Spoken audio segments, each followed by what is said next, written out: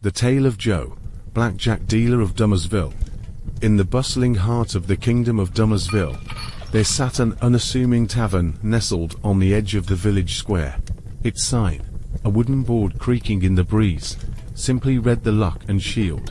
Within its worn walls, the clink of coin, the sound of laughter, and the smell of roasted meats mingled in the air.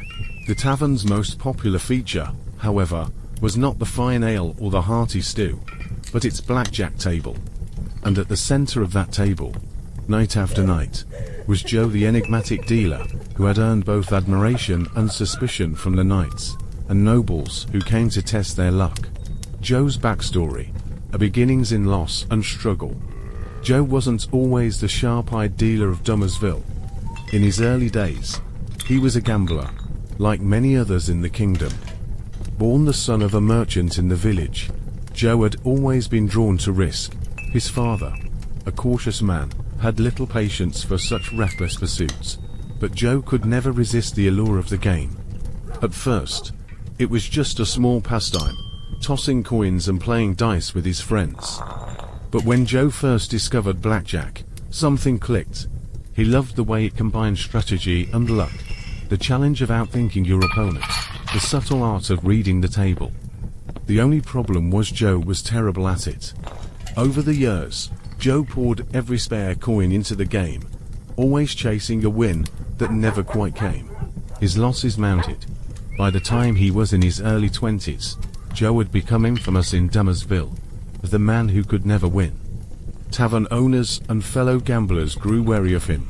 He even borrowed money from the wrong people, the kind of people who didn't let debts go unpaid. But Joe's resolve never wavered. He knew there was something deeper to the game, something he wasn't yet seeing. And so, he began to study the game more closely, watching, learning, and understanding the fine balance between chance and skill. He studied the patterns of the cards, the behavior of the players, and the subtle tricks of the dealers. He learned that blackjack was not just about knowing the rules, but about manipulating the flow of the game itself. The transformation from dealer to player. After years of studying and losing, Joe eventually became a dealer at the Luck and Shield. He worked his way up from washing mugs and cleaning floors to standing behind the blackjack table. It was there that his transformation began. No longer just a hapless gambler, Joe started to see the game from a new perspective. As a dealer, he had control. He could read the players' reactions, their tells, their habits. He began to use subtle tricks of his own shuffling in a way that would favor certain cards, offering little mistakes to throw players off balance, and manipulating the flow of the game to ensure he'd always win. Joe became notorious, not for his losses, but for his victories. Players who thought they had the upper hand would find themselves out of gold before they knew it. Joe had mastered the art of the game, and his ability to manipulate it became legendary in Dummersville. But it wasn't just skill. Joe also had a keen understanding of human nature. He knew when to offer a free round of beer, when to push players into baits they couldn't afford, and when to pull back, giving them just enough hope to keep them coming back. Dealing in gold and the night's beer. One of Joe's signature tricks was his insistence on dealing in gold rather than diamonds. Gold was the currency of the nobles and knights to upgrade their swords and armor, and it drew them in like moths to a flame. Joe would offer them a drink, a fine mug of the tavern's best ale on the house, just to entice them to sit at his table. And once the game began, Joe's smooth hands would expertly deal the cards, making sure that the stakes were high enough to keep the knights interested, but not so high as to make them back out. The knights, with their heavy armor and thick purses, would often come to the Luck and Shield after a long day of patrolling or training. They were always eager for a bit of fun and a bit of gold. But more than that, they liked the camaraderie and challenge. Joe knew exactly how to push them, making them feel confident until it was too late.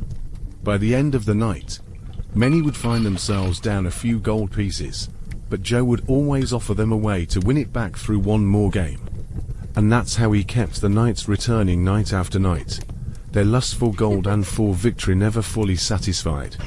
The deal with the large owner and thorium arrows. Joe knew how to make deals. One of his most lucrative was with the owner of the hunting lodge, burly man who provided the kingdom's elite hunters with weapons and gear. He had a particular interest in a rare material thorium, a metal known for its strength and durability. Joe, ever the opportunist, struck a deal. He would supply the lodge owner with serfs in the village and, in turn, lodge owner would give Joe silver arrows and blueprints for making thorium arrows. But it wasn't just about the gold. Joe knew that the knights who came to play blackjack were always in need of better gear for their hunts. So, Joe made a deal. For every random win at the table, he would give the knights access to a set of silver arrows or the valuable blueprints for crafting thorium arrows. The deal ensured that the knights kept returning to the tavern, and in the process, Joe's stake in the kingdom's weapons trade grew. A deal with the king. Though Joe was known as a sly dealer, he was not without a code. He knew better than to get involved with Azrael, the dark mage whose followers had been causing trouble throughout the kingdom.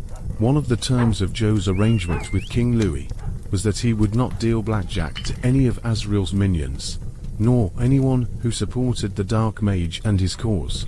The king trusted Joe partly because Joe had always been discreet about his dealings, and partly because Joe knew how to keep the peace. While Joe had no love for the king's political maneuvers, he respected the kingdom's laws.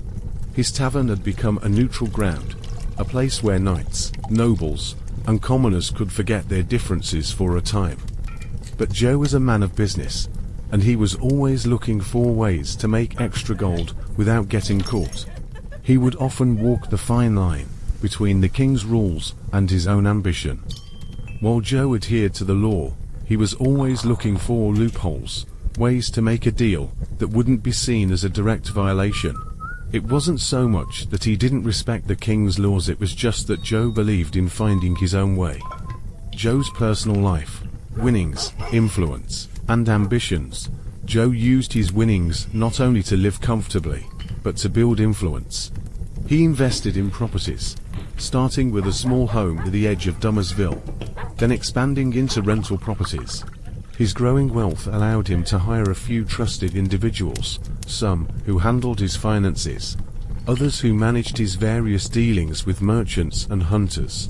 Through his wins at the blackjack table, Joe had become an important figure in Dummersville.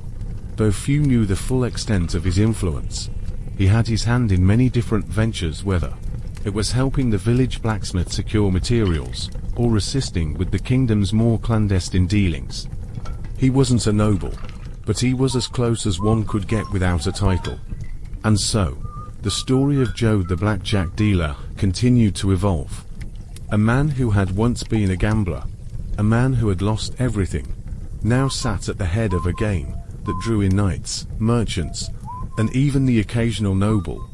A man who had learned the art of blackjack, who dealt in gold, who made secret deals in the shadows, and whose luck, for better or worse, would forever be tied to the game of cards. Thanks for tuning in, ladies and gentlemen. If you want more content like this, please like, subscribe, and leave a comment below letting me know what you think. Until next time, may legends be born.